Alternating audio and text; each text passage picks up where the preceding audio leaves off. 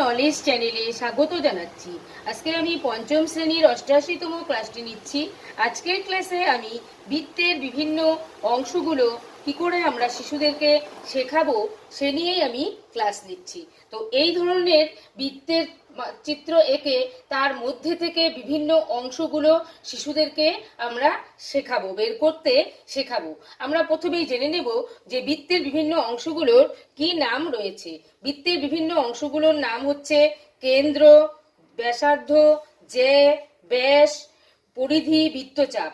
এই সমস্ত তথ্যগুলো যখন আমরা শিশুদেরকে শেখাবো তখন আমরা এইভাবে একটি বৃত্তের বিভিন্ন বৃত্ত এঁকে তার থেকে বিভিন্ন অংশগুলো আমরা তাদেরকে যদি আলাদাভাবে প্রত্যেকটিকে আলাদাভাবে লিখে লিখে শেখাই তাহলে এই বৃত্ত সম্পর্কে তাদের একটি সঠিক ধারণা আসবে। তাহলে প্রথমে আমরা এখানে বৃত্তের কেন্দ্র আমরা দেখে নেব।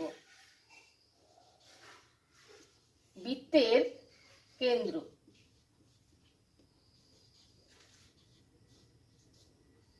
বৃত্তের ঠিক মাঝখানে যে বিন্দুটি থাকে তাকে বৃত্তের কেন্দ্র বলে।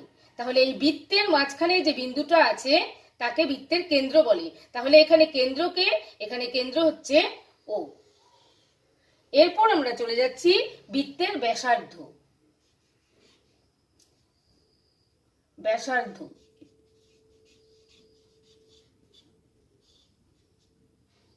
ব্যাসার্ধ কাকে বলে প্রথমে আমরা একটু জেনে নিই। বৃত্তের কেন্দ্র ও বৃত্তের যে কোনো বিন্দুর সংযোজক সরলরেখাই হলো বৃত্তের ব্যাসার্ধ। তাহলে বৃত্তের এই কেন্দ্র থেকে বৃত্তের পরিধির ওপর যদি আমরা একটি সরল রেখাংশ টানি তাহলে যে রেখাটি উৎপন্ন হয় সেটাই হচ্ছে বৃত্তের ব্যাসার্ধ। এই বিন্দু থেকে এই পরিধির ওপর যদি আমরা সরল রেখাংশ টানি তাহলে সেটাই হচ্ছে বৃত্তের ব্যাসার্ধ। আমরা এখন এই চিত্র থেকে বৃত্তের ব্যাসার্ধগুলো খুঁজে নেব যে এই বৃত্তটিতে কতগুলো ব্যাসার্ধ রয়েছে। তো আমরা দেখতে পাচ্ছি এখানে এ ও, এখানে কিন্তু একটি ব্যাসার্ধ আছে ও, এবং এখান থেকে ও, এবং এখানে বি, এখানে আরেকটি ব্যাসার্ধ আছে, এখানে ও সি, এখানে আছে ও ডি। এখানে আমরা মোট কিন্তু 4টি ব্যাসার্ধ দেখতে পাচ্ছি, অর্থাৎ যেটা কেন্দ্র থেকে পরিধি পর্যন্ত গেছে। তাহলে এখানে কি কি আমরা ব্যাসার্ধ পেলাম সেগুলো আমরা এখন লিখব। আমরা পেয়েছি ও এ, ও বি, ও সি, ও ডি, ও সি এবং ও ডি।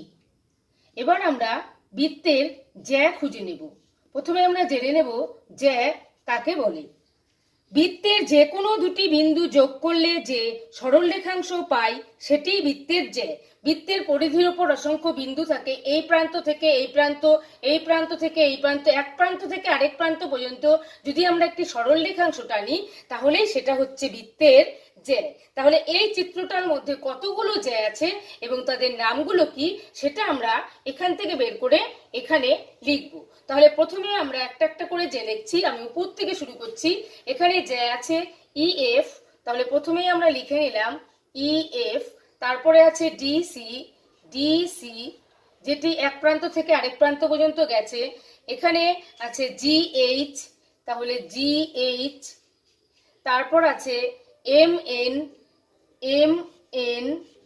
তারপর আরেকটা এই পাশে আছে যেটা এক প্রান্ত থেকে আরেক প্রান্তে গেছে, বৃত্তের এল কে, তাহলে আরেকটা আছে এল কে। তাহলে এই চিত্রটি থেকে আমরা কিন্তু এই জ্যাগুলো পেলাম। এবার আমরা বৃত্তের ব্যাস দেখে নেব। বৃত্তের ব্যাস, তাহলে প্রথমে জেনে নেব ব্যাস কাকে বলে। বৃত্তের বৃহত্তম জ্যা যা বৃত্তের কেন্দ্রগামী তাই হচ্ছে বৃত্তের ব্যাস। বৃত্তের বৃহত্তম জ্যা যেটি বৃত্তের কেন্দ্রের মধ্যে দিয়ে যায়, যেটি বৃত্তের কেন্দ্রের মধ্যে দিয়ে যায় সেটাই হচ্ছে ব্যাস। অর্থাৎ বৃত্তের মধ্যে যে জ্যাগুলো থাকবে তাদের মধ্যে যেই জ্যা এই কেন্দ্রবিন্দুর মধ্যে দিয়ে যাবে তাকেই বলা হয় ব্যাস। তাহলে এই কেন্দ্রের মধ্যে দিয়ে গেছে এই জ্যাগুলোর মধ্যে শুধু এই ডি এবং সি, যেটাকে আমরা বৃত্তের ব্যাস বলবো। তাহলে এখান থেকে আমরা বৃত্তের ব্যাস পেলাম ডি এবং ডিসি।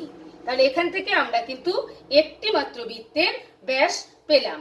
এইভাবে আমরা হাতে কলমে শিশুদেরকে এই বৃত্তের কেন্দ্র, ব্যাসার্ধ, জ্যা, ব্যাস এগুলো যদি চিনতে শেখাই, তাহলে এই ব্যাস এবং যে এই ধরনের ব্যাসার্ধ এগুলো সম্পর্কে তাদের সঠিক ধারণা আসবে। এছাড়াও বৃত্তের আরো অংশ রয়েছে, সেগুলো হচ্ছে বৃত্তের পরিধি। বৃত্তের কেন্দ্রের বাইরে যে আবরণটা থাকে সেটাই হচ্ছে বৃত্তের পরিধি। আমরা যে গোলাকৃতিটা দেখতে পাচ্ছি, আমি লাল দাগ দিয়ে দিয়ে এখানে মার্ক করেছি, এগুলো হচ্ছে বৃত্তের পরিধি। এবং এবার জেনে নেব বৃত্তচাপ। তাহলে পরিধি কাকে বলে সেটা একটু জেনে নিই। যে নির্দিষ্ট বক্ররেখা দিয়ে বৃত্তটি তৈরি হয় তার দৈর্ঘ্যই হচ্ছে বৃত্তের পরিধি। এবার বৃত্তচাপ, বৃত্তের যে কোনো অংশই হচ্ছে বৃত্তচাপ। এখানে কিন্তু লাল মার্ক করা এটা একটি বৃত্তচাপ, এই পাশে আছে এখানে কিন্তু আমরা এখানে আরেকটা বৃত্তচাপ কিন্তু দেখতে পাচ্ছি। এখানে কিন্তু আমরা বৃত্তচাপ দেখতে পাচ্ছি। এই বাইরের যে অংশগুলো, এই যে এখানে কিছু কিছু অংশ, এখানে আমরা একটা বৃত্তচাপ দেখতে পাচ্ছি। বৃত্তের যে কোনো অংশই হচ্ছে বৃত্তচাপ। আবার অর্ধবৃত্তও আছে, সেটা হচ্ছে বৃত্তের অর্ধেক অংশকে বলা হয় অর্ধবৃত্ত। আমরা যদি বৃত্তটাকে অর্ধেক করে দিই, তাহলে এই যে উপরের অংশটা এটা একটা অর্ধবৃত্ত, নিচে যদি আমরা দেখি তাহলে এটা হচ্ছে আরেকটা অর্ধবৃত্ত।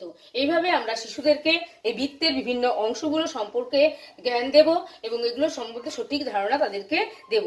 আজকের এই ক্লাসটি ভালো লাগলে লাইক করবেন, কমেন্ট করবেন, শেয়ার করবেন এবং আমার পরবর্তী ক্লাসটি পেতে আমার চ্যানেলটিকে সাবস্ক্রাইব করে আমার সঙ্গে থাকবেন।